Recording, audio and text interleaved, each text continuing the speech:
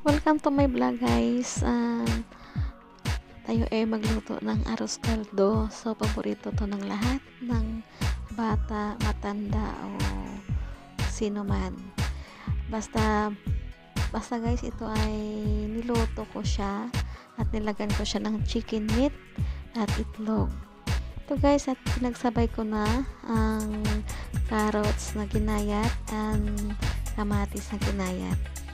At nilagyan ko din siya ng bell pepper na red. Ginayat ko din siya ng cubes. At nilagyan ko din siya ng dahon ng sibuyas. Ginayat ko din ng katamtaman lang. And then, andyan na yung ito. At lagyan ko siya ng itlog maya-maya. At yan guys, at ano ko na lang siya. Yung lagi ko siyang in-stir yung rice para siya hindi tumikit doon sa pinaglulutuan ko. At saka yun guys, yung rice niya, at antayin natin siyang bumuka at lumambot, at dagdagan natin siya na mamaya ng mga yung itlog. Ayan na guys, lagyan ko na siya ng itlog. Ayan, nakita niyo naman yung itlog.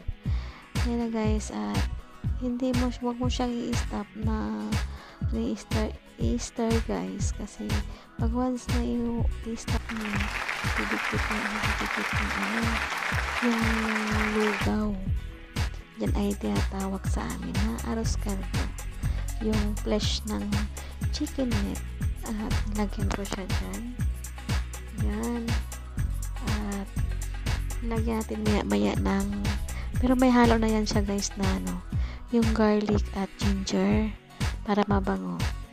Then maya lagyan natin siya ng chicken cubes at dinurog na paminta. Kumbaga black pepper na powder.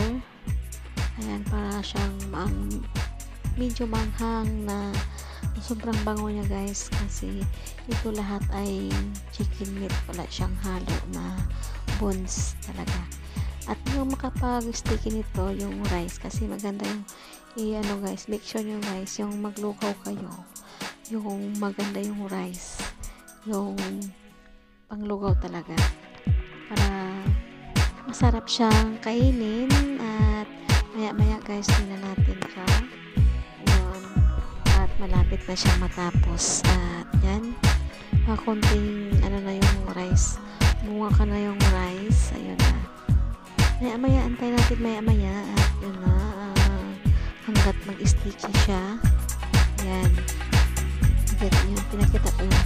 Pero yung manok guys, in-slice namin siya ng manipis, tapos yun, at ginayat. Pero ko muna, parang dinurog-durog ko yung manok. Yan. At yan, dyan na yung itlog.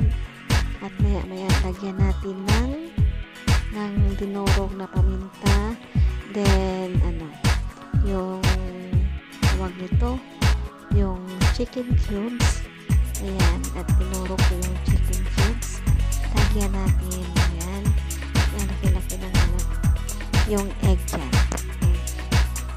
Yan guys, at mabango na siya. Yan. At yan, ito yung pang lunch ko. Nahilig talaga ako sa lugaw. Yan na guys, at maya antayin natin siyang yung mag-sticky. Yan, kunti na lang yung tubig. Yan guys, ipapakita ko sa inyo. Ayun, at lalagyan na natin ngayon ng dinurog na paminta, at saka yung tawag nito, yung chicken cubes. Yan, lagyan yung dinurog na paminta. At yan, para naman medyo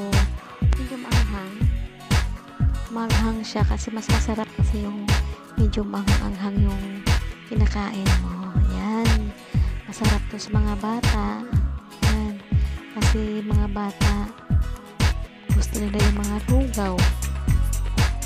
Yan, Ayan na guys, nilagyan ko na siya ng dinurog na paminta. Ayan, and lagyan natin siya ng yung dinurog ko yung chicken cubes. Chicken cubes, lagyan natin ng chicken cubes. Ayun. And then, wag yung kaligtaan guys. Lagyan nyo siyang,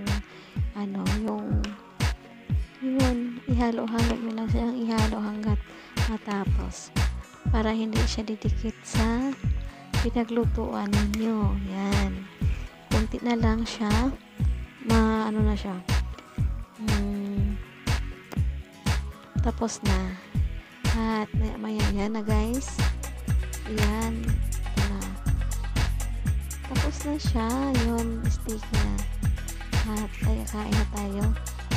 I-ready lang natin yan. Ayun na guys. Thank you so much guys. Thank you for watching and goodbye.